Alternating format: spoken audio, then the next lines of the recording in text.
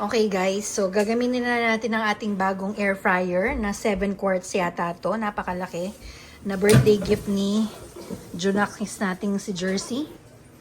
Ayan siya. Magpiprito lang naman ako ng kasi meron pa akong buro na natira. And then siguro mag-air fry din ako ng chicken na tira namin. Change of plans pala guys. Huwag na yung chicken para may ano pa bukas pagkain pa. May tira pa si Kara dito ng spam niya. So, iprituhin, i-air fry ko na lang din siya. Ito na lang yung aking lunch at dinner. Hindi pa ako kumakain magbuhat sa from work. Hindi ako kumain, Care. Mix nuts, lang, yung trail mix lang yung kinain ko. Tapos, ibabrush ko lang sila ng ng konting mantika. Yan.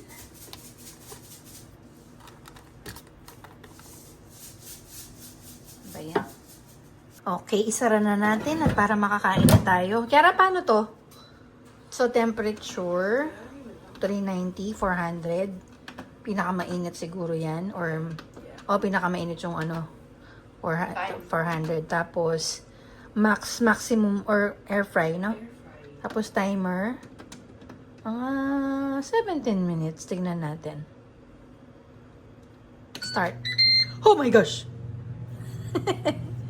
Ayan, mas malaki na yung air fryer natin. Wow, so fancy. So fancy. Kaya lang, hindi siya nagterno sa ating mga appliances because most of my appliances are in white color.